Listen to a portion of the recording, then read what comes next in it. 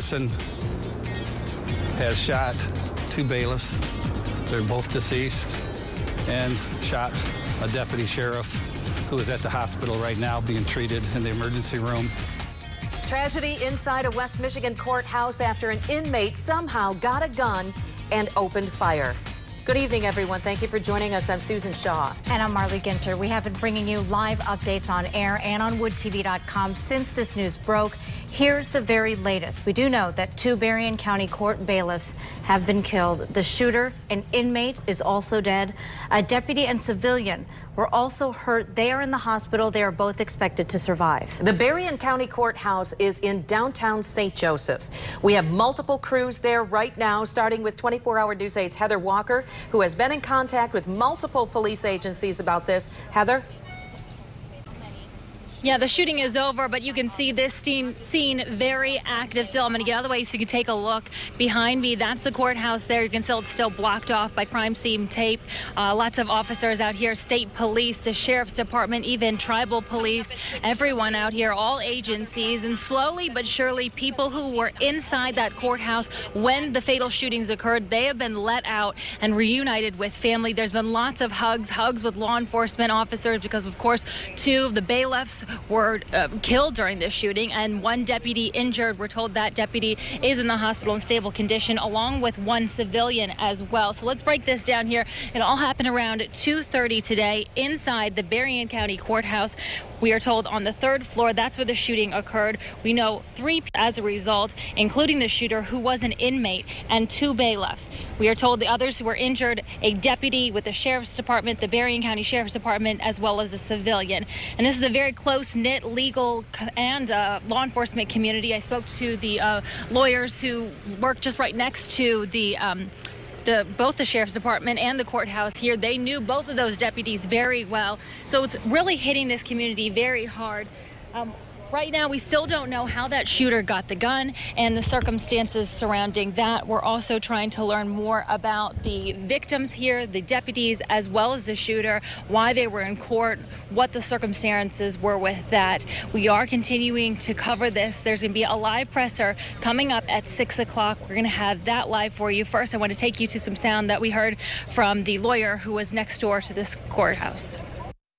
They cordoned off the intersection and told us to shelter in place, pull down our shades, and we actually have a vault in our office, so we went into there because it would be harder for any stray bullets to pierce. And then the officers who were in full tactical gear, military gear, were rushing towards the courthouse, and they were sending them to the 3rd floor. This community is still shaken. Again, we're going to get an update on information, hopefully learn the circumstances surrounding this shooting coming up at 6 o'clock. Reporting live in St. Joseph and Berrien County, Heather Walker, 24-hour News 8. Now, Heather, I do know that we're working to learn a lot more information about the inmate apparently involved in this shooting. But have you been able to talk with authorities about the process that's involved in getting inmates into the courtroom? Who is involved in doing that? How many people of authority are there to keep these inmates contained while they go to court? Anything that you've been able to learn about that? None of that information has been released yet. As you can see, it's very active. Law enforcement still just trying to make sure that they can release everyone still in the courthouse, which is on lockdown, as well as the sheriff's department also remains on lockdown. So although this started at 2:30, it is still ongoing. Okay, still so many questions to be asked here. Heather Walker, thank you for that live report. It's just for a second. Now let's go to 24-hour News 8's Sarah Hurwitz. She's standing by with a man waiting to meet up with loved ones inside the courthouse. Sarah? Yeah, so we are here outside on the other side, the west side of the Berrien County Courthouse. We have seen several people coming out of the entrance here. A lot of hugs, a lot of tears, like Heather also mentioned. A lot of people with a lot of questions right now. Family members wondering if their loved ones are okay. I'm here with Vernon. He's been waiting for his son who was inside. You told me that you had dropped him off to go inside and then just kind of walk me through the story from there. Yeah, he had an appointment at 2 o'clock, has some business to take care of, and so I'm waiting for him. It's been over 3 hours now, and about 2:30, a killer guy ran by the vehicle and said, "You better wake up in there, there's been shooting in the courthouse." I said, "What?" And I got out, and about 2 cars down, there was a young lady standing there crying. And I said, well, what's the matter? What happened? She said she's in a courtroom, and a gentleman stood up, and they shot him. So what were they shooting for? I didn't see no weapon. I said, well, I don't know. And that's when, but she was upset and she was crying. That's what she said. So. Have you heard anything from your son at this point? No, no cell phones are in there. So. What's going through your mind right now? Well, I'm concerned because it's been a while and you haven't really heard anything.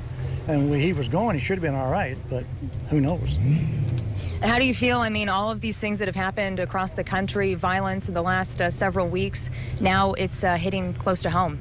It's hard to get your mindset for stuff like that, especially when it's close to home.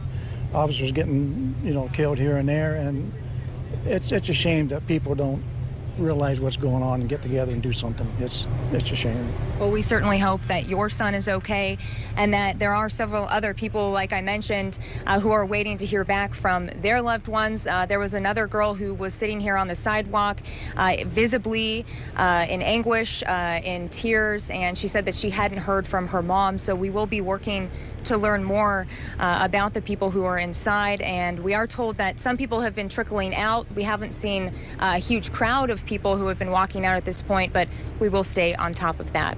For now, reporting live in Berrien County, Sarah Hurwitz, 24-Hour News 8. Sarah, we can only imagine how disconcerting that is for them waiting for their loved ones. Have you seen authorities come over and try to brief any of the people out there waiting?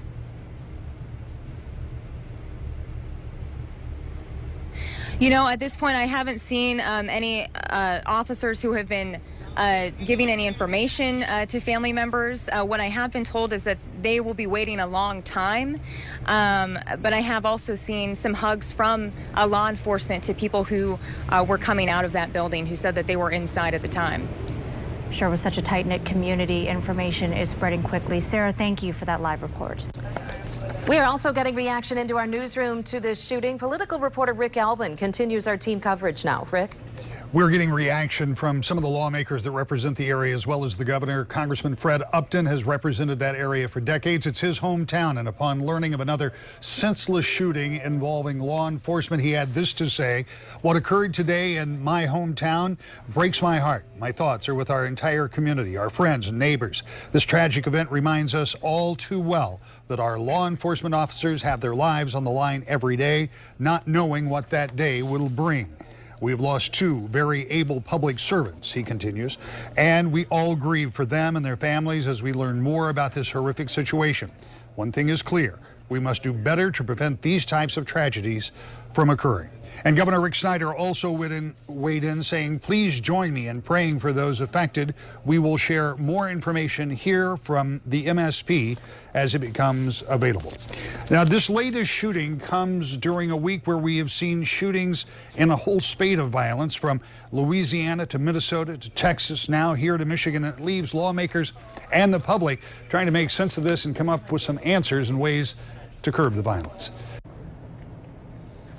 Our crews are continuing to work this senseless tragedy. We'll take you back live to St. Joe at 5:30 or sooner. Of course, if developments warrant, we'll also carry the next police news conference live coming up at 6 o'clock.